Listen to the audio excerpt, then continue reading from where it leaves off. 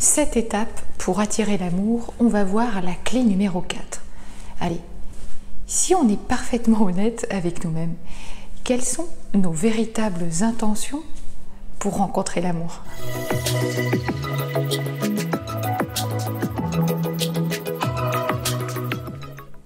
Bonjour, je suis ravie de vous retrouver pour cette nouvelle capsule. Je suis Vanessa Millet, coach philanthrope, conférencière et j'accompagne toutes les personnes qui le veulent à améliorer leurs relations, à développer, à déployer une communication harmonieuse, authentique, en accord avec vous, avec vos valeurs, vos talents, à devenir aussi plus performant dans vos prises de parole en public, à oser délivrer votre message, à gagner en confiance et en affirmation de soi. Alors si vous avez envie de vivre une formation ou un accompagnement avec moi, eh bien je serai ravie de vous retrouver. Vous avez toutes les informations sous la vidéo. Alors oui, la quatrième clé à mon sens pour attirer l'amour, eh bien c'est de savoir pour quelles raisons véritablement on souhaite attirer l'amour. Quelles sont vos véritables motivations? Quelles sont vos intentions réelles? Ce que je vais vous demander là, eh bien, c'est d'aller explorer toutes vos motivations, toutes vos intentions à attirer l'amour.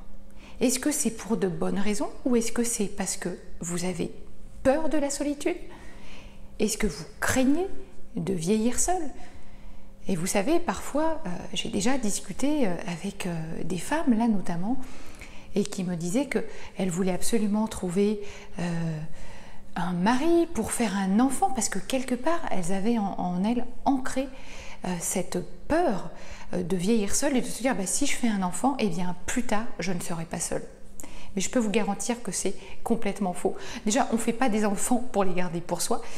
Et puis, je peux vous dire qu'une fois grand, eh bien, c'est pas dit que l'enfant sera là pour vous. Voilà, donc ça, c'est une très mauvaise motivation également. Ou est-ce que c'est parce que vous avez peur du côté financier? Est-ce que c'est ce besoin d'être protégé, aimé, vous sentir en sécurité? Est-ce que c'est pour ces raisons-là?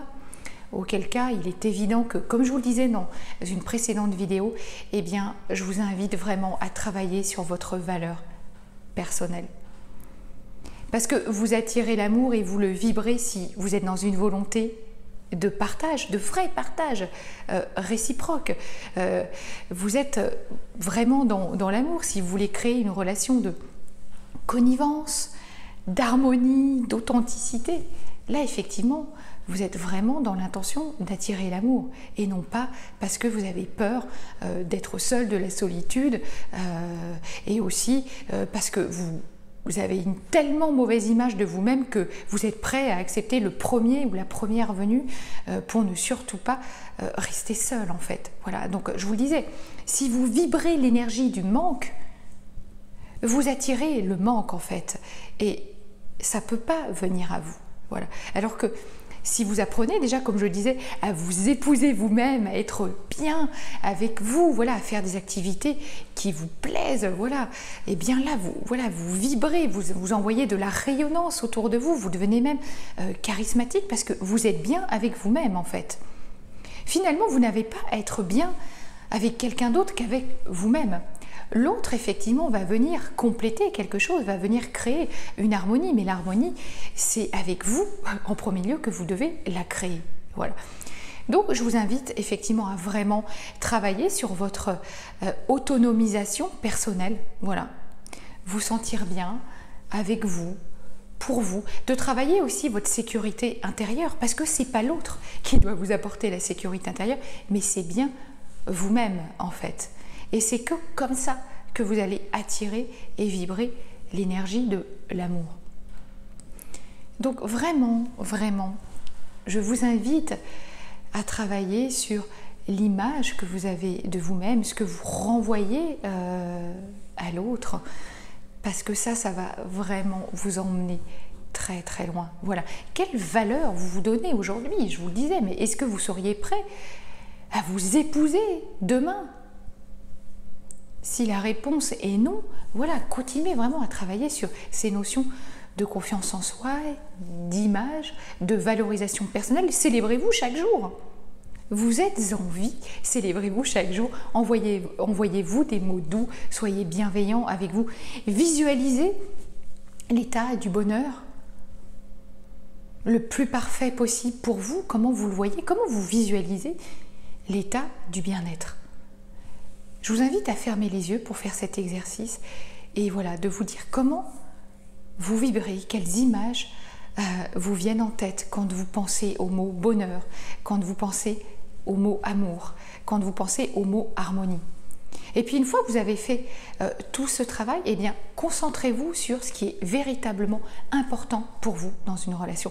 Quels sont les besoins qui sont essentiels pour vous dans une relation? Est-ce que c'est un besoin de partage?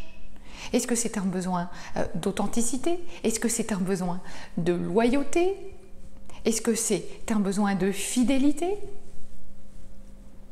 Est-ce que c'est un besoin de voyager ensemble?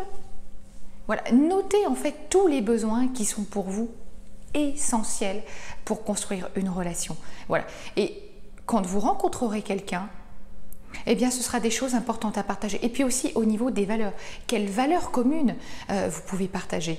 Parce qu'il est bien évident que si vous ne regardez pas dans la même direction, eh bien très vite, ça flanchera. Je vous retrouve très vite pour la prochaine clé. Si vous avez aimé la vidéo, comme d'habitude, likez-la, un pouce vers le haut, abonnez-vous à ma chaîne YouTube et moi je vous retrouve très vite. À bientôt.